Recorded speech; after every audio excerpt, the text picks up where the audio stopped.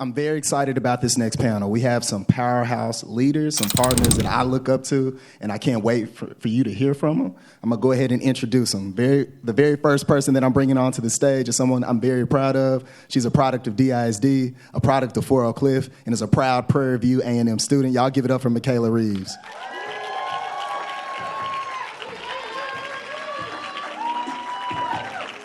The next person is a brother we also admire and appreciate. He's a son of Oak Cliff. We're very thankful for his leadership. Y'all give it up for the CEO of Collaborative Culture, LLC, Matt Houston.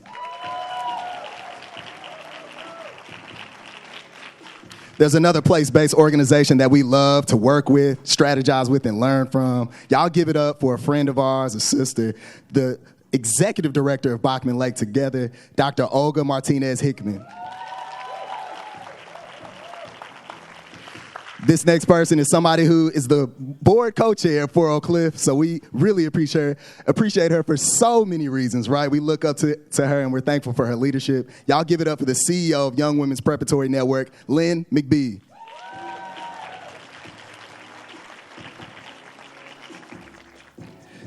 And finally, the final panelist is somebody who's leading so much work for our babies and our kids, who's thinking about our students every day and night. Y'all show some love for our superintendent, Dr. Stephanie Elizalde. And finally, we have a partner that we're incredibly thankful for that's done so much for Fort Oak Cliff that we've been working with for the last few years. Y'all give it up for the executive director of the Methodist Community Collaborative, Takisa Jackson. She will be your moderator for today.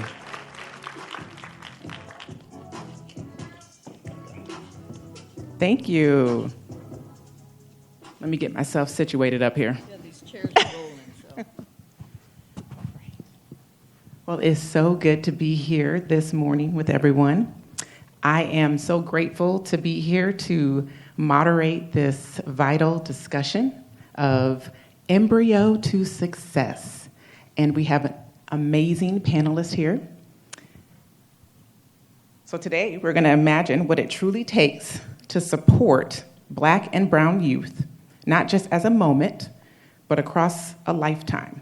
From prenatal care to career placement, we'll explore how education, health, and workforce systems align to build lasting, equitable opportunity.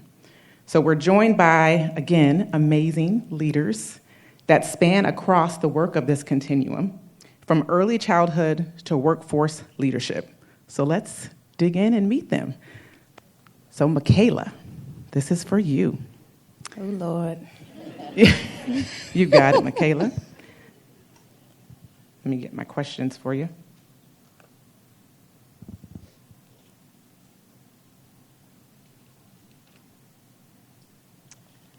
Let me go to my trusty. I thought, bring note cards because I'm old school. But let me go and get on my.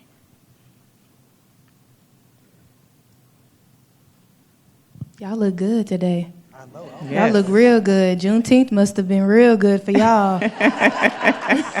Y'all do look good. Michaela, when you look back at your school journey that led you to successfully matriculate to a 4-year college, you stand out among your peers as only 7% of students graduating in South Oak Cliff are considered college ready. What were the most meaningful factors in your personal experiences that aided you in navigating the barriers that South Oak Cliff students face? Well, first I want to start by introducing myself again. My name is Michaela Reeves. I'm a proud graduate of New Tech High School, BF Durrell. I'm also a very proud student at Prairie View A&M University. Support systems are what build children's identities, period. And my mom, she left me with a lot of really good gems to carry on throughout my life. And one of those being, it takes a village. It truly takes a village. And I really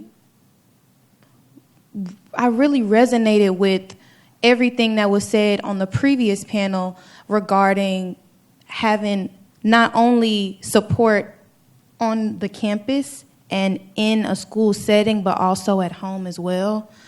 There's a lot of really hard work that happens at home. And it starts there. As parents, well, I'm not a parent, but a lot of y'all are parents. But as parents, you are the potter, and your children are clay. And you have the ability to create a beautiful vase with that clay. You are able to put that clay into the furnace, with that being school, and that furnace has the ability to give something back to you that you're able to be proud of. And in that, at school, teachers, educators, counselors, principals are also potters, because sometimes clay will mess up. You will drop some clay and the pot is messed up. But it is your responsibility to be able to assess the damage and rectify that and revise it. As a student, having memorable relationships with your educators is also important as well. I know for me, educators like Miss Mason, Miss Williams, educators that are able to touch you and to get to you, not just on an academic level, but on a personal level. Having representation as a black woman, seeing black women teach me was more valuable than any ruby, diamond, jewel, or anything that you could buy out of a store, And a lot of times, our black boys are not able to see that because they are not getting the representation that they need. And when you move on from just high school, middle school, elementary school, onto post-secondary forms of education, you have to be that representation for the younger generation now. Because now you are leaving your community, gaining knowledge, soaking up, getting your cup filled to then fill others' cups. And right now I'm actually able to do that with some of the kids that we have in our Super Block summer camp, which is a free summer camp for the students in our community. And I'm able to be a beacon of hope for them, because they're able to say, you know what? I remember I had a camp counselor at Fort Oak Cliff. She was loud. She was doing the most, but she made sure I was right. And understanding that your life is valuable as a student helps you understand that, okay, I have to do something with my life because my life is valuable and people care about my life. So understanding that your educators are here for you, understanding that your parents are here for you, understanding that the world is going to be here for you once you leave those safe spaces, that is what I feel is the most important thing when dealing with kids from lower income communities who are not able to get the same sort of resources and systems that are going to allow them to succeed on a broader scale. So to me, it takes a village. Thank you, Michaela.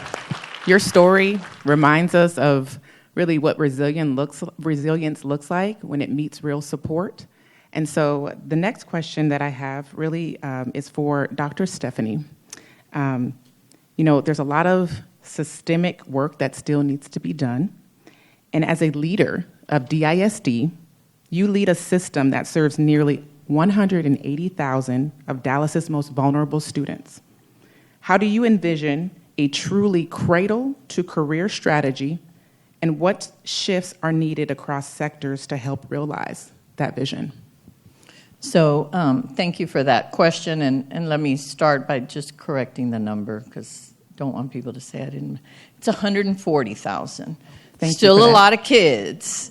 A lot of leaders, our future leaders, are in that 140,000. So I think the most important of all the programs and of all the systems that we put in place, we should always remember that people are the program. People are the program. Because it really doesn't matter what latest in research, what systems we're putting in place if we don't have the passionate people like who are in this room. So people do make the difference. I have seen support staff and teachers take curriculum that wasn't very good and make it amazing. And I've seen some folks that no matter what we provided, they probably should have chosen something else to do. I mean, let's be truthful, right? Because, you know, the other thing about most systems is most truths are already known on campuses. And so I wanted to start with people because systems, it's easy to say systems. And when I'm interviewing principals, they'll say, and I'm a systems thinker. Oh, okay. Well, give me an example of a system. Because if we don't know who make up a system, because a system is made up of people. And so too often we may get caught up in the thing instead of our people.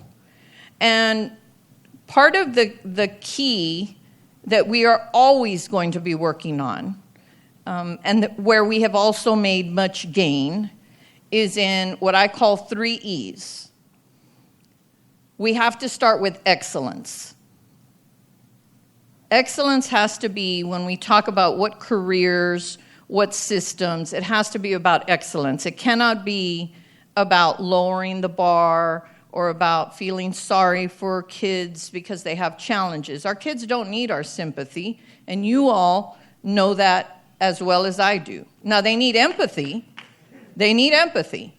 They need us to understand the challenges that they have. But we can't allow those to become excuses, because when we do, we begin to lower our expectations. So my second E is expectations. When parents, teachers expected great things of Michaela, what did we get? Excellence. We got greatness. Absolutely. And so the second E, so we have excellence, and then we have to have the idea of ensuring that those expectations match what we know our kids can do. Too often, we'll say, these kids can't. And we may not say it out loud, but let's be real. Every now and then, some of us, myself at the front of the line, have sometimes been in a situation we doubted. And we need to check ourselves. What is our expectation? And is it really our expectation about the kids that we're questioning? Or is it the expectation of ourselves? Because it is about what Michaela said, pouring into kids. And not all kids are going to accept everything we're pouring in from the beginning. Some of our kids are going to challenge us to be better. And so we've got to make sure we have excellence. We have to make sure we have high expectations. But those expectations, actually, we can't just start with our expectations of kids. It's about what are we expecting of ourselves. And the last E, which sometimes can be a new bad word in our political climate, but I'm going to use it anyway, is equity. And we must have equity. When we go to the doctor, can you imagine us going to a doctor and the doctor's like, well, Lynn had a broken arm. And I'm like, yep, but here I am and I have high blood pressure. Yeah, but I'm going to cast your arm because I treat all my patients the same. That'd be ridiculous. That is the very same thing when we talk about our kids. We have to ensure we're meeting their needs, not ours. It's not what I like to do the most. It's what do our kids need from us. And so those 3 E's actually need to go together. They should never be separate. We should have excellence, we should have high expectations, and we should always ensure that we're reflecting on equity and matching what our students need. And so when we talk about cradle to career, the other thing is we need to make sure we truly do have choices for kids. Now, they need to be good choices. And those are some of the hard decisions that have to be made sometimes. But we don't need our kids to go out and get a job that is not going to give them a quality of life. Just because I want to, no, they should have the opportunity to be sitting up on this stage, just like all of us. And until every single kid can be in this room with us, our work is still needs some work.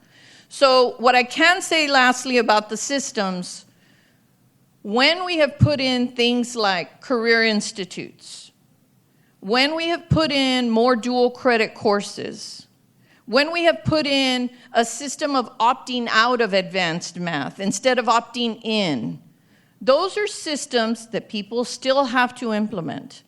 But it allows us to stop profiling which kids belong in which group. And so it is important that one of the things we now do, we have the largest number of students getting associate's degrees from our high schools than any other school district in the United States. In the United States. There are almost 5,000 associate's degrees that have been given over the last 5 years in Dallas ISD, that have been earned in the last 5 years. And this year, we graduated even more. And so is there still work to be done? Absolutely, because we still have kids who may not feel valued. And that goes back to those relationships Michaela talked about too. And so I'll close by saying the systems need to continually be revised. We have to keep looking at them and asking ourselves what part are working and what part aren't. And we have to really hold up the mirror. This cannot be about what the kids aren't doing. The kids are doing whatever the system was created to receive. So if we don't like some of the outcomes, we got to be Michael Jackson when he was normal and pick up and go man in the mirror and ask ourselves if we want to make a change, because student outcomes change, improve when adult actions change. Give it up for her. This is why she is the superintendent of Dallas ISD. I love the golden nuggets dropped. Systems are made up of people. And the 3 E's, what were they? Excellence, expectation, and equity. That ain't a bad word. Equity. Say it again. Say it loud and proud. All right. Well, we've talked education systems, so let's widen the lens to workforce and economic opportunity. I'm going to throw it to my brother Matt over here. Matt, you work at the intersection of leadership, economics, and community impact. What role can higher education in South Oak Cliff play in creating a continuum of opportunity that is designed with our students in mind from early ages? Wow. Thank you for that powerful question, and thank you for allowing me the privilege to be on such an esteemed panel that we've already heard nuggets from. To answer, everyone who knows me know I'm long-winded also. So in the spirit of brevity, I want to answer your question and then pontificate, if you don't mind. Go ahead, sir. Education systems and the people that are in it is vital. It's essential for Black and brown people to excel. Not just in the workforce, to excel, period. Because we need to have the same tools that privileged individuals that are in our systems have had so that they can develop and scale and repeat systems to benefit their families and their influence. That doesn't mean get a job, go to school, get an education so you can get a good job. That was the philosophy that was pressed on us, my generation, rightfully so, by my parents who are products of segregated South, who used education as the silver bullet to just have a fighting chance, right? They are both graduates of Prairie View, where they met, you know? And so they had a plan, right? They had a mission, but they wanted to make sure you excelled and you invested back. And so in the educational realm, the purpose of public education, specifically for people of my background, a descendant of slaves, for other backgrounds, immigrants, people who have not had the means to be able to excel in a space that is supposed to be a marketplace of opportunity, you have to find some type of institution that levels the playing field of the dream that we were all sold at whatever level. Southern Dallas has not had that infrastructure. I can attest for at least 50 years, based on documentation, there have been intentional systems that have prevented us opportunity, whether it's housing that's been promoted, that's been that we've been enlightened and educated the last 4 or 5 years with the redlining south of 30. Whether it is the fight that Judge Louis Bedford, who was formerly Atwell Middle School, my alma mater, we're renaming that school because of the work that he did to desegregate schools and to break down barriers so that people like my father can have a job in Dallas in 1972, because he wanted to move back from New York home to Texas. But no one's going to hire a banker in 1968 to an African-American man, right? And so people breaking down systems and us identifying and knowing where our history, the education system needs to be that bedrock to educate everyone and to provide new solutions. We also need to reprogram our system. We want to provide tools to educate our bright minds. Our bright minds aren't only to have a good job, that's needed, but it's also to think critically so that you're able to survive in whatever scenario is placed in front of you. That's the beautiful thing of a university, something that the city of Dallas has not had in our city limits, accessible to people that don't have means. I was in a place of privilege to attend Southern Methodist University. That's in Dallas. It was there on scholarship when I identified and learned that there's not a separation between haves and have-nots that I thought. It was the access to things that I can to plug in to allow myself to grow. It was there that I was able to kind of critically think of how I can apply things that I see in Highland Park and have some solutions for Highland Hills. That my roommate, who shouts out to Joe Thomas, Lincoln High School, we always thought day in and day out in Peyton Hall, how can we build our community? And so having institutions like this, discussions like this, 4 Oak Cliff doing things on a public institution are things that are needed. Pontification done. Thank you. Thank you. Access. I love that. Thank you so much, Matt. Opportunity begins far earlier. Dr. Hickman, your work in early learning is the true starting point of this continuum. So what lessons learned have emerged from your work at Bachman Lake Together about whole family engagement across the lifespan? I see a lot of friends in the audience, but for those of you that don't know who Bachman Lake Together is, we do very similar work to our friends at Oak Cliff and a lot of other nonprofit organizations here. We were founded in 2009 because of the need, just like you mentioned, to access an opportunity for early learning. We serve a predominantly Latino immigrant community. And when you talk about our Black and brown children, we know that whether you were born here or not, sometimes we just don't have good experiences with schools.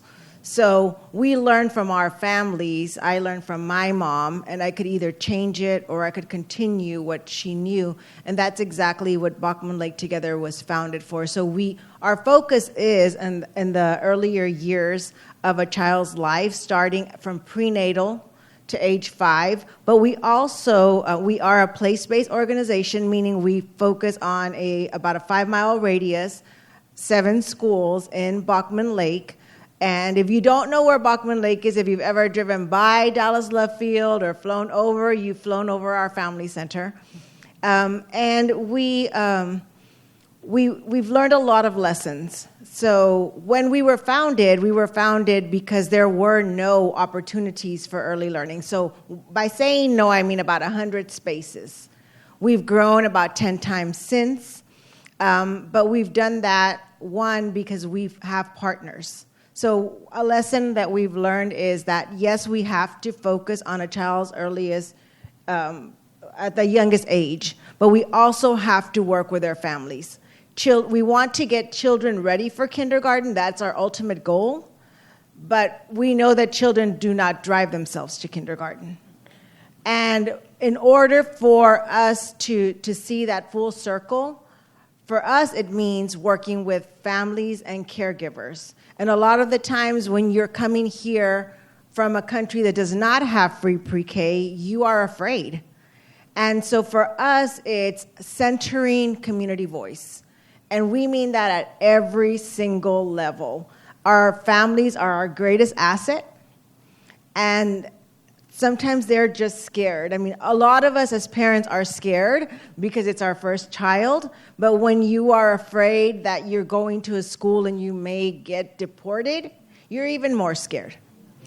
And so for us, community voice means that constant feedback loop of ensuring that a parent, a caregiver, a community member is at every single level. So that means they are on our steering committee, they are on our decision-making spaces, they give us feedback, and we strongly believe that the people closest to the problem have to be a part of the solution, and we have to treat them as assets. We have to value their language, we have to value their culture, and we have to work with them so that they can be the advocates for their family, and then they can make the decisions for their family, for their community. So that's, for us, that's a little bit of giving the power back to them, right? We have a parent leadership program. We distinguish that from just involvement to where we want those families to be able to tell us, to tell the schools, to tell other partners what they need, what they want, what works, what doesn't work. We do that. We've also learned that we cannot do this work alone. So collective impact is a fancy word, right? We've all been wanting to work together, but bringing people together is really hard. Our role is a backbone organization. We do not take credit for the work that is being done. We give that credit to all of you, to the school district, to our partners at like Avance in North Texas, Lumen Education, a lot of the people that you know that are doing great things, Commit, CPAL, 40 Clip. Not only are they bringing that to Bachman Lake Together because we are not direct service providers, but we're learning from each other. And that has looked very different from when I started 7 years ago to where we are now. Making sure that we are always asking ourselves who's missing. And a lot of the times, the people that are missing are those families. So for us, the advocacy, I don't like to use the word empowerment. I think families already have the power. They just need the space. But bringing them on, asking them what they need, and not just in a focus group, but giving them that data back is really important. We've also learned that it has to be a holistic approach. You know, the school district they are hiring the best teachers, right? We're considering what else is missing. Because of the pandemic, we knew mental health was missing. So we weave mental health, we weave just health into everything that we do, because we know that children need to know their letters and numbers, and that's the bare minimum, right? We know that. But they also should not be afraid of where they're going to lay their head tonight. And so our role is to act as that resource and to bring in and make other people's lives easier. So when we work with one of the 7 schools that we work with, it's like, how do we help you? How do we collaborate? Again, that's a fancy word that everybody wants to use. But how do we do that? And that doesn't mean we're doing it 100% right. But how do we learn from each other? You know, we work very closely with Oak Cliff. We know that they're doing some great things, and then we know that they can learn some things from us. And also bringing people along. We can't do the work alone. We always ask for you to come and visit us and give us feedback, but also we go to you and we learn from you just about what's working, what's not working. And again, because you mentioned the youngest years of a child's life, we cannot wait to 3rd grade or to kindergarten. We're working with a mom when she's pregnant. A new initiative that we just have is recognizing that Bachman Lake does have one of the highest percentages of teen pregnancy. And we're losing those children, the parents, because they're having to decide, do we want to be parents or do we want to graduate high school? So how do we work with them and make sure that they have a voice as well? So lots of lessons and always continuing to learn, but I think the greatest one is the community voice and then learning from each other. Thank you. Thank you so much. The people closest to the problem often have the best solutions.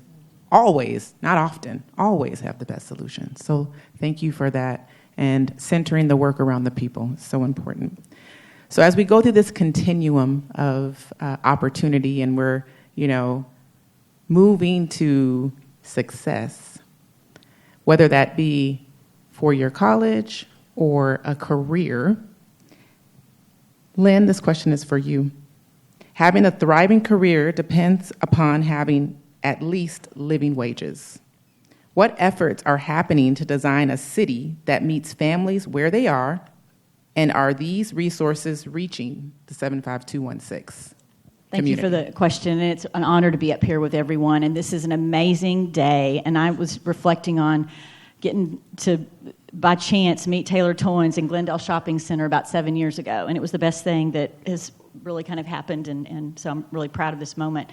So I'm going to use a stat that Taylor Toynes always references, just so we can kind of ground ourselves in what the challenges are for our adult population in 75216. There are 55,000 people that live in this great zip code, and 20,000 need a GED. So let's think about that. That's a third of adults that need a GED. And so I'm proud because Dallas ISD and the opportunities through career institutes and all of these wonderful things with early college are here now. But they weren't. You always think about, how did we get to where we are? Decisions we make have consequences. When we don't have systems that are set up to meet people's needs, guess what happens? We have all these people that need GEDs. We also have the high incarceration rates. So in thinking about the work that the city's doing and looking at the adult populations and where are people that need these jobs, 75216 in the county is the highest in terms of this, where these opportunities are. And so the first thing is thinking about a GED strategy and what does that look like, and how can we work with Oak Cliff, how can we work with Bachman Lake together, Jubilee, to actually bring people, Dallas College, in to teach GED classes. You've got the trust of the community, bring people in, start them on that career path up, and it starts with the GED. Then thinking about what are some of these jobs that have upward mobility so that we can have sustainable living wages. We're not interested in getting people, in a wage that's going to be $14 an hour so that we're perpetuating poverty. So we've had a lot of really good, I think you said 6 cohorts with Methodist Hospital, a phlebotomist, with Oak Cliff. And so thinking about the industry sectors where there are a lot of growth, and that happens to be healthcare, that happens to be transportation, logistics, and construction trades.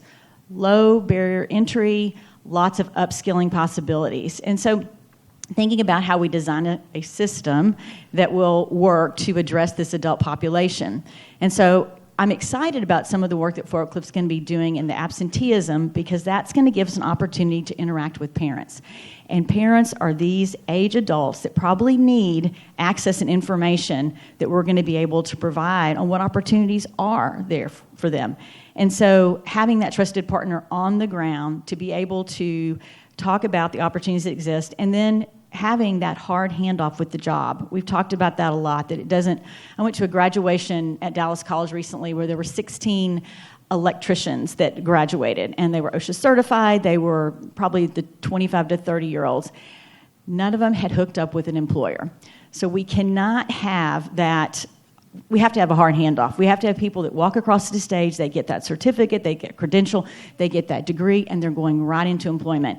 And we're doing that with Dallas ISD. The Career Institutes, all the early college, all of these things are existing now for our youth, and so that's exciting. But for the people that are 25 and up, that hasn't been their reality. And so I'm excited to be part of that work with the mayor's office and just the city of Dallas to really align and work with nonprofits on the ground that know the community, that the community trusts, so that we can build this system. I want to say one thing. I was sitting and I was thinking about everybody's kind of personal stories, and I wanted to just share a little bit about mine because I think it's relevant to where we are and what we're talking about today. I grew up in a small town in South Texas, 11,000 people. So this zip code is 5 times the size of my community. I had a great public education system, great. Everybody went to school there. Everybody went to Friday night football. But I will tell you, at that time, if you were 50 years or older and you're sitting in this room, there were kind of 2 tracks. It was the college track, and then it was the shop kids and the poor shop kids. And it was always, we weren't going to celebrate vocational ed. We were just going to, Dow Chemical and BASF happened to be based in my hometown. Guess what? Our shop kids are making 6 figures. Shame on us for not celebrating vocational ed and the shop kids, right? So we got to celebrate the trades, and we've got to get past that. Every kid needs to go to college, and I know our wonderful superintendent knows that better than anyone, and is designing a system with people behind it that's going to address that. I'll tell you something else but in my little town, we were a community, and when someone in our school came to school and didn't have or was upset, we rallied around that person. And so Fort Oak Cliff, Bachman Lake together, those are the communities. We've got to make sure that when we see someone that is coming to school that is hurt, that doesn't have clean clothes, that doesn't have a right home, that no one's playing with, that we embrace them and we love them. And so that small town, we're in it together. We're going to all be better together by supporting each other, like lives in me, and I see this in these nonprofits on the ground, that you care so much about the people that you're working with, and you're going to make sure that their life is better in playing a role. So I want everybody to think about that and think about how, because we're all products of what our backgrounds are. You talked about Clay, what's molding us and who we're in front of and what the role models are, and be a mentor, reach down, bring people along, and lift people up. So I was just kind of drawing upon that the community piece and really being there for people and being that mentor and being that advocate and supporting one another, in addition to celebrating the trades. So anyway, thank you. Thank you so much. Lynn, I love that. No, you and I had an amazing conversation right before this, and as some of you may know, the Methodist Health System, which is the Methodist Community Collaborative, I lead. Shout out to my team in the back. Woo! We have an amazing program that is actually led by our project manager, Tamron Chambers, and it's an education and training program for folks in the community to really provide them a career trajectory to change their lives, to receive a certification in phlebotomy. And so, yes, we are at our 6th cohort. And we have our medical assistant training program as well. We also just recently opened up our clinic, which is in the Bonton Farms community, but it's for everyone. And that project and program is led up by our project manager, Dr. Devontae Warren, and we have a mobile unit that's coming on site too. So we want to make sure that people are well and healthy so that they can work. And what I've been hearing is that opportunity isn't a moment, but it's a mission, right? And it's up to each of us to design a future that meets every child where they are, and builds with them all the way through. So thank you all so much for this opportunity to be able to be a part of this awesome discussion. Yay. We did it, y'all. Thank you.